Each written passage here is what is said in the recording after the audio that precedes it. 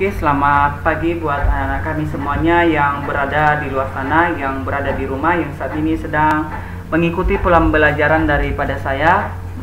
Dimana perlu dulu saya memperkenalkan diri kepada anak-anak kami, khususnya kelas 10. Mungkin anak-anak kami masih belum mengenal saya. Baik, nama saya Bapak Aprianus Suwarasi. Bapak sering disebut atau dipanggil Pak April.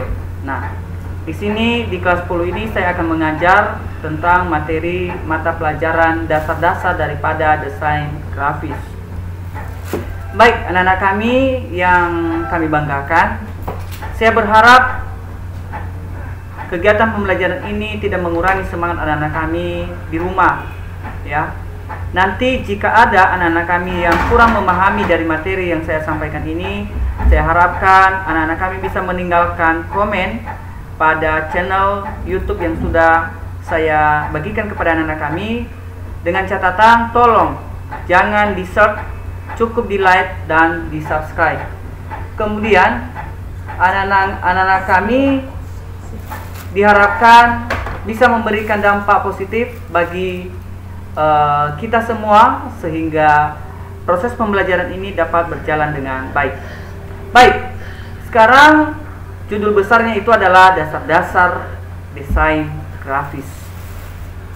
Memahami unsur-unsur tata letak berupa garis, ilustrasi, tipografi, warna, gelap terang, tekstur, dan ruang. Pertama kita harus mengenal dulu yang disebut dengan grafis. Dalam bahasa Inggris sering disebut adalah grafik. Diartikan sebagai goresan yang berupa titik atau garis yang berhubungan dengan kegiatan cetak mencetak. Ini adalah merupakan pernyataan dari pada seorang dosen besar yaitu Freddy Adiono Basuki. Desain menurut Atisa diartikan sebagai bentuk rumusan dan suatu proses pemikiran. Rumusan atau proses pemikiran yang dituangkan dalam wujud gambar tersebut merupakan pengalihan gagasan konkret.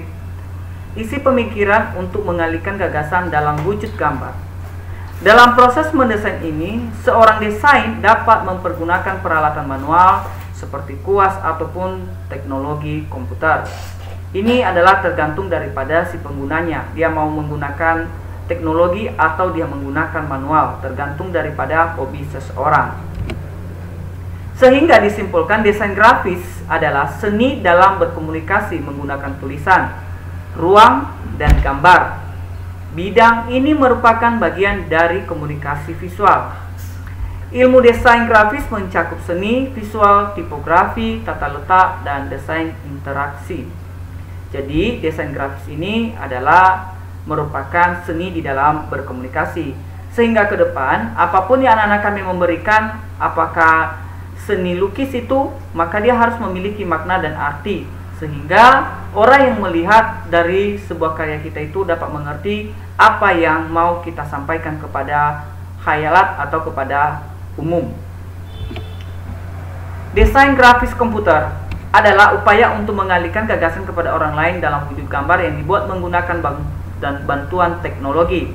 Nah, saat ini bukan zamannya manual lagi. Sekarang kita sudah menggunakan yang namanya komputer sebagai alat untuk membantu manusia di dalam mempercepat pekerjaan manusia. Sekarang apa-apa sekarang yang digunakan kita menggunakan teknologi yang ada, salah satunya adalah komputer. Di mana komputer ini kita bisa gunakan sebagai alat untuk mendesain sesuatu karya yang bisa kita pasarkan atau kita sampaikan kepada umum. Contohnya saja sekarang kalau kita misalnya mengedit foto itu kita menggunakan yang namanya komputer. Kita mau membuat misalnya brosur, kita menggunakan yang namanya komputer ataupun laptop dan sebagainya. Batasan media. Desain grafis pada awalnya diterapkan untuk media-media statis seperti buku, majalah, dan brosur. Sebagai tambahan, sejalan dengan perkembangan zaman, desain grafis juga diterapkan dalam media elektronik yang seringkali disebut sebagai desain interaktif atau desain multimedia. Batas di mesin pun telah berubah seiring perkembangan pemikiran tentang desain. Desain grafis bisa diterapkan menjadi sebuah desain lingkungan yang mencakup pengolahan ruang. Nah, sekarang kita akan masuk pada prinsip dan unsur desain. Unsur dalam desain grafis sama seperti unsur dalam dasar dalam disiplin desain lainnya. Unsur-unsur tersebut termasuk shapes, bentuk atau form, tekstur, garis, ruang, dan warna. Membentuk prinsip-prinsip dasar desain visual. Prinsip-prinsip tersebut seperti keseimbangan, ritme, tekanan, proporsi, dan kesatuan. Kemudian membentuk aspek struktural komposisi yang lebih luas.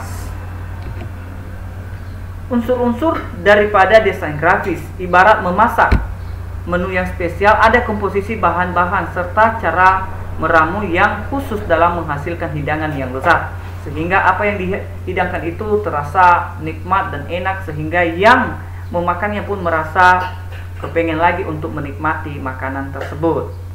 Demikian juga dengan desain grafis, ada unsur-unsur yang harus dipahami oleh desainer agar dapat menghasilkan komposisi desain yang estetis, harmonis, komunikatif, dan menyenangkan untuk dinikmati audiens.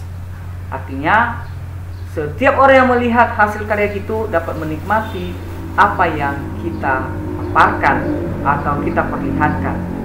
Unsur-unsur tersebut diantaranya garis. Nah, garis atau dalam bahasa Inggrisnya itu adalah line, ilustrasi, tipografi, warna, gelap terang, tekstur, dan ruangan. Seluruh unsur-unsur ini harus saling berhubungan. Jika salah satunya unsur-unsur tersebut akan dihilangkan, sehingga sebuah hasil karya kita itu kurang menarik, ya, kurang menarik. Baik.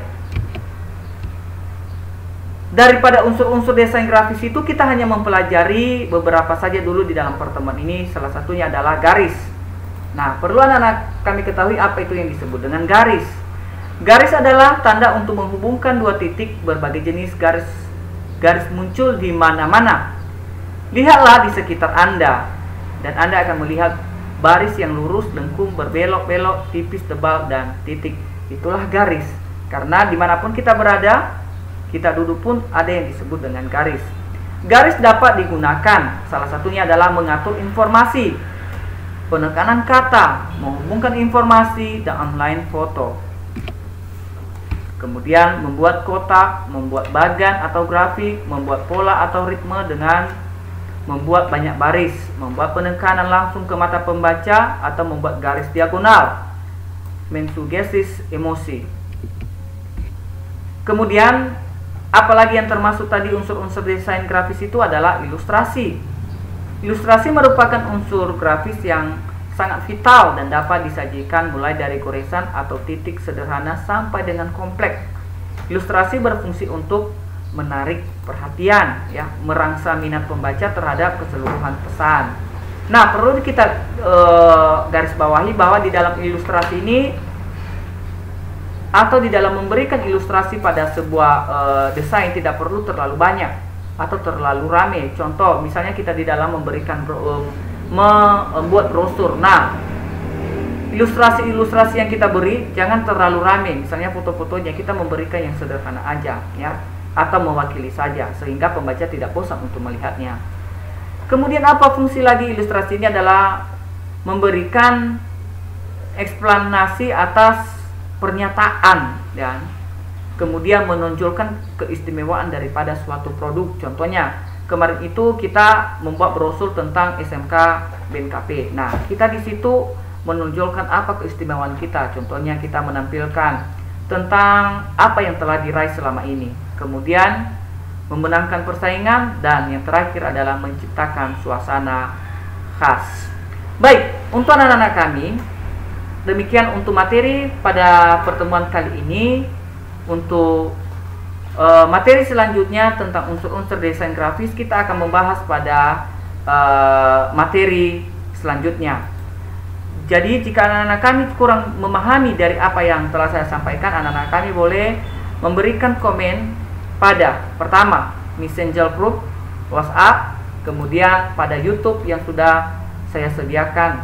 Jangan lupa subscribe dan tolong jangan di-share kemana-mana. Ini adalah hanya khusus kalangan pribadi. Demikian, terima kasih. Tuhan Yesus memberkati.